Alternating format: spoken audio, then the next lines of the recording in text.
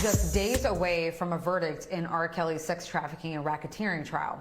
The defense could wrap up its relatively brief presentation as early as tomorrow, after less than 3 days of testimony. Compare that to the 4.5 weeks of testimony by prosecution witnesses.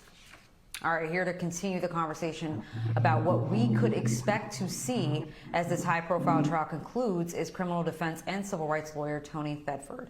Glad to have you back. Thanks for having me again, Yodit.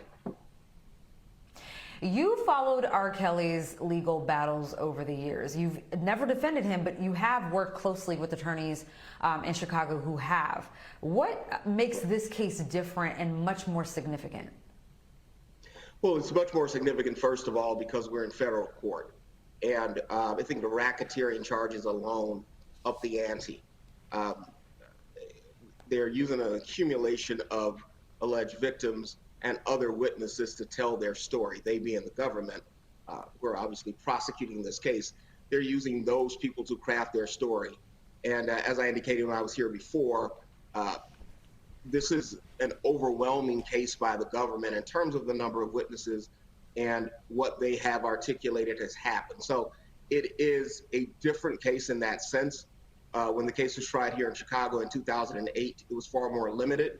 It was focused on the specific issue, essentially, of whether or not the video that showed sex between what was alleged to be R. Kelly and a minor, whether that in fact was R. Kelly. So it was a limited issue in that case. Here, there are multiple issues, and where a defendant may be successful in one area, failure in another area could still result in a conviction. So it's the stakes are significantly higher, and I think a conviction here will lead to significant jail time, which may cause R. Kelly to spend the rest of his life behind bars. Now, I think a lot of people assume that because the defense's case in chief is so short, that means R. Kelly doesn't have a strong case. Can you explain to viewers the burden of proof in a criminal trial and why a defense team will often choose not to call many, if any, witnesses at all? Sure. The burden of proof is on the state or on the government in this case. What they must do is prove beyond a reasonable doubt that the allegations that they've made, that the charges that have been brought against him can be proved beyond a reasonable doubt.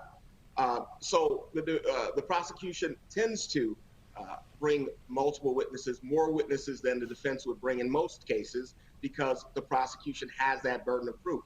Here, the defense can choose to remain silent and say nothing and simply argue that the government has not met its burden in this case. Now, that is not clearly what the Kelly defense team has chosen to do. They've chosen to call witnesses. What they intend to do with those witnesses is to essentially throw shade on portions of the prosecution's case, to directly target certain pieces of their case, those elemental portions of their case, in order to establish reasonable doubt. Again, the defense does not have to get the jury to completely believe in the innocence of R. Kelly in that sense.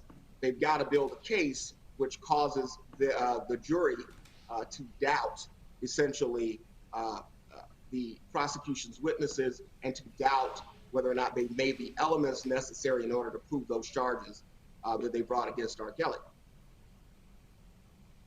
Can you explain why a person would choose not to testify in their own defense and why R. Kelly has made that decision here? Because most people would assume that it's because they're actually guilty, but that's not the case. Well, fortunately, we're protected by the presumption of innocence in our judicial system in this country. I would venture to guess that most defense attorneys in this spot would not call R. Kelly to testify. I certainly would not. One thing that happens when a defendant testifies is that defense attorneys can focus on the government's burden or the government's witnesses or the weaknesses in the government's case up until the point the defendant testifies.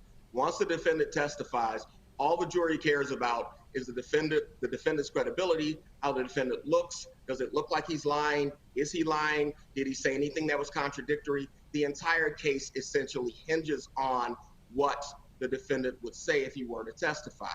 Here, R. Kelly because of the accumulation of allegations against him over a course of years. It's likely impossible for R. Kelly to attempt to address each one of those allegations. Some of those allegations that are part of the charges in this case, other allegations are made to paint a picture of R. Kelly, including allegations about punishment, allegations regarding yelling at these multiple girlfriends, even having to explain why he lived in a home with multiple partners.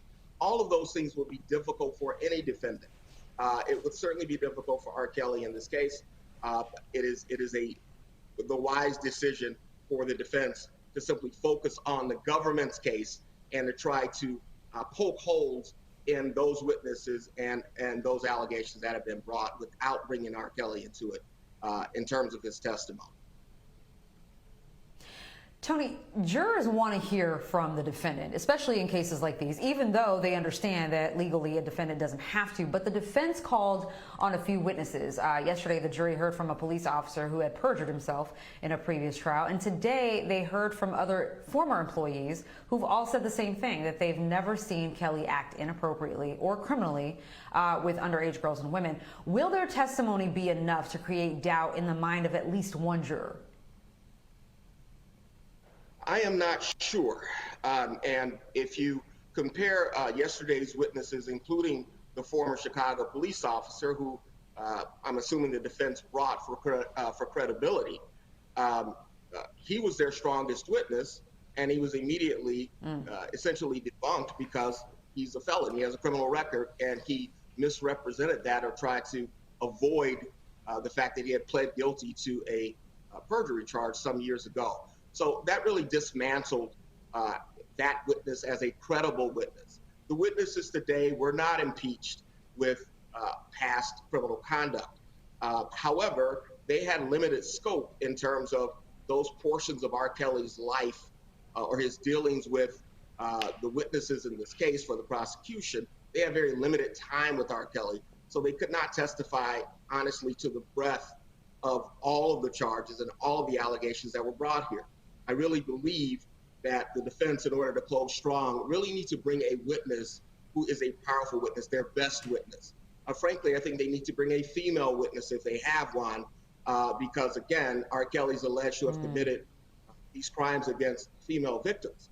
And so again, I think that for staging more than anything else, they need to bring a female witness, and that female witness needs to be able to attack significant portions of the government's case. I think that needs to happen here in order for the defense to have a chance, frankly. Well, they're apparently going to call one more witness tomorrow, so my bet is that it won't be a female witness, but we'll have to wait and see. Criminal defense and civil rights lawyer Tony Tedford, thank you so much for your insight.